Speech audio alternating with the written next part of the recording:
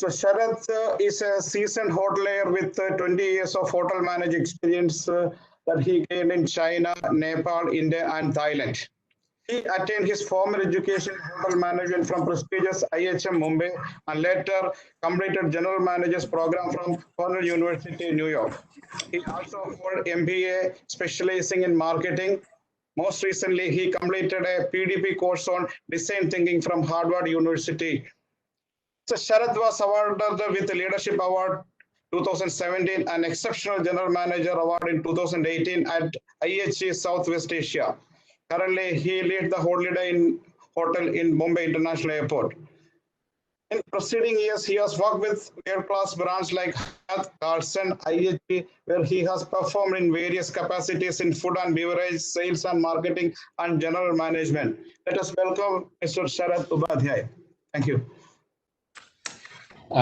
Thank you, Honorable Member of Parliament and Dr. Suresh Kumar and Seagull.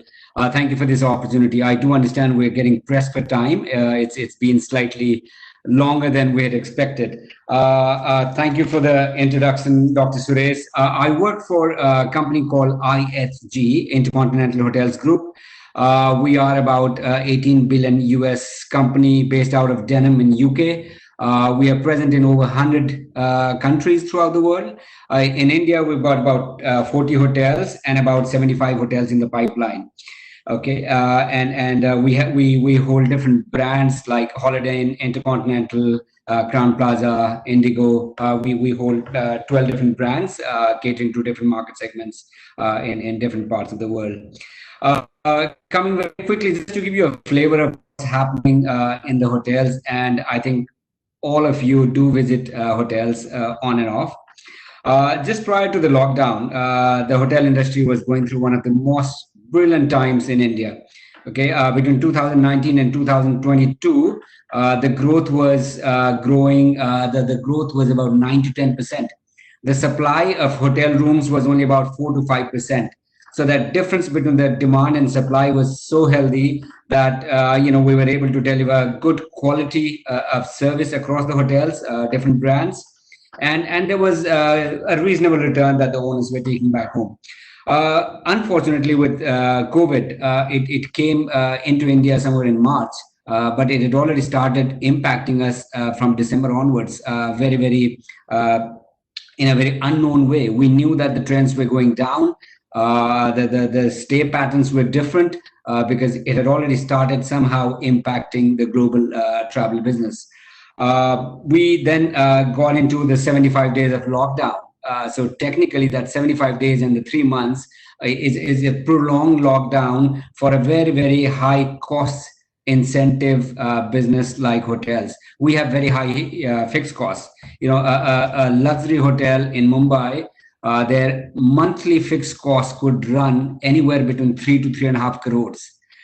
In my hotel, which is a 245 room hotel, our monthly fixed costs, payroll, heat, light, and power, and some miscellaneous would easily come to about 1.5 crores, right?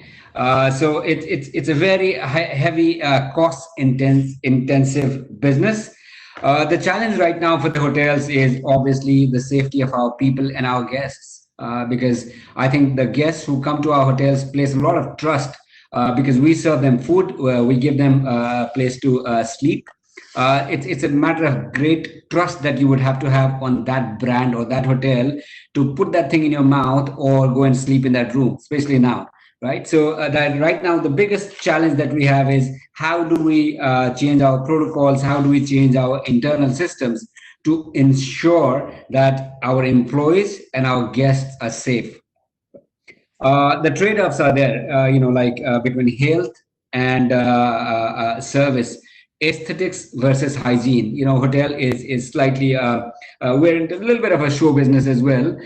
So there's a little bit of a trade-off between what is it that you're going to do? Does it look good or that's required? Now with added increase in the cleaning protocols that in the hotel, next time you go and stay in a hotel, you would probably find your room absolutely threadbare. There'll be no collaterals. Instead of 2 phones in your room, you'll probably have 1 phone. Your minibar probably would be empty. So get ready for all that, because that's the need of the hour until a vaccine or an antiviral comes to the market. But having said that, I think hotel is one business which is always in demand. As I talk to you, my hotel is 100% full for the next 8 days. Right? The segments are going to change rapidly. As of now, I really don't know what I don't know. The segments are going to change. The historical segments that we traditionally talked about is going to change now, and we're already talking about it. Okay, the source of business is going to be very, very different. Luckily for India, I think predominantly our business has been domestic. In my hotel, 60% of my business was domestic. Make My Trip, which is one of the largest online portal, 3 out of 4 bookings were domestic bookings. So that gives a little bit of a silver lining, I would say, to say that if we are able to pass through this, the strongest, the peak period, the fallback, the revival is going to be pretty quick. I think there's a lot of suppressed demand as well. People are tired of sitting at home for three months. People would like to go out, stay in a good, assuring branded hotel. They would like to go and dine in one restaurant where the social distancing and all that factor is catered to. I think there's a lot of suppressed demand that's really going to come. And as I speak to you again, I think in Mumbai and Maharashtra, we've already plateaued in terms of COVID cases. If you look at the numbers that are coming in every day, it's almost like a flat. So it all depends on how we as people take it to the next level. How do we control ourselves with the social distancing, masks and all that? That is yet to be seen. What is happening in the hotel's future, just to give you a flavor, I think we are going to focus a lot on quality versus quantity. You will find things getting minimized, focusing a lot on quality and the safety. Any hotel that has a large space will have a very, very huge competitive edge. A hotel that is really cramped, I don't think will have too much to leverage. A hotel with huge lobby, larger rooms, huge restaurants are probably going to do better and faster.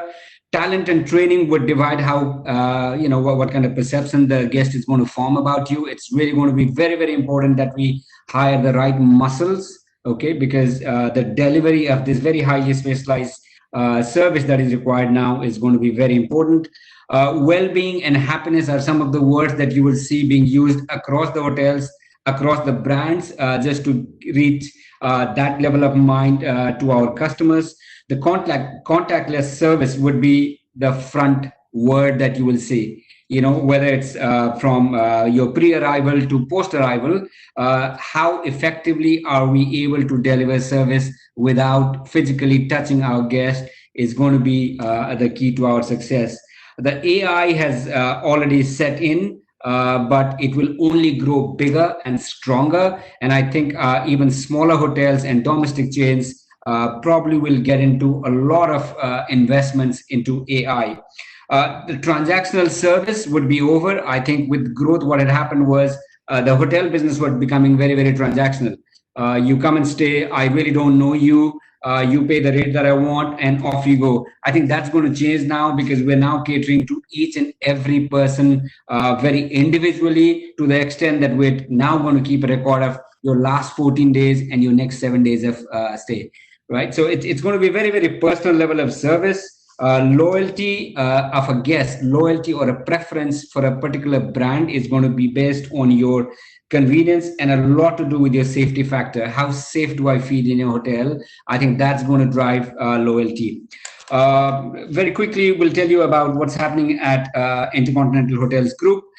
We've always placed a very big importance on safety and security of our guests, our people, and our asset. Okay, and right now we have enhanced our what we call IG way of clean to a much higher level that reflects the advice from likes of WHO and CDC, which is the US Center for Disease Control.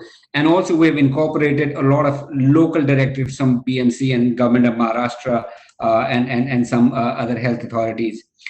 We have partnered with world's leading health expert, Cleveland Clinic in US, with Ecolab and with Diversey to come up with some cleaning and sanitizing protocols in our hotels. And as we move forward, as I speak to you, the SOPs are being given to us on a daily basis after they have gone through a couple of trials in pilot hotels. And next time you check into a IG hotel, you will see a very, very different level of cleanliness and hygiene protocols. We've also launched what we call IG Clean Promise. That means if a guest comes to a hotel, to a restaurant or a guest room, and if he or she is not satisfied with any part of the cleanliness, you can go and either we'll make it right for you or you will not pay for it. So that's it's become that aggressive and that bold and that strong. And like what Bradley was saying, I think we have focused a lot during the last 90 days on obviously a lot of communication with people within our hotel and outside. We have focused a lot on partnership with experts and the government agencies to find out what is the best way to reopen the hotels. We have worked heavily on rebuilding and redesigning of our SOPs, and we are constantly in a phase of testing them before they are being launched in the hotels. The last thing which I'm really proud of is IG is placing a lot of importance on employee engagement and counseling. A lot of people, either their salaries have been cut or they're losing their jobs. And these are the times when they need a company to be talking to them. So we all hope that this is a very, very momentary phase. It's going to pass, but we are in touch with everyone who is with us and who has recently left, and we are in constant engagement with our people. I would have taken you with a couple of more, but I do understand the time pressure here. So we'll be happy to take the questions later on. Thank you. Thank you, Sharad ji. Actually, many doubt of us has been clear because everybody has been concerned about the future of the hotel. How can we check in? What will be the procedure for checking till the services and all? No, very good information, and thank you very much. Seagull International Human Resource Consultants. Bridging the gap between dream and reality.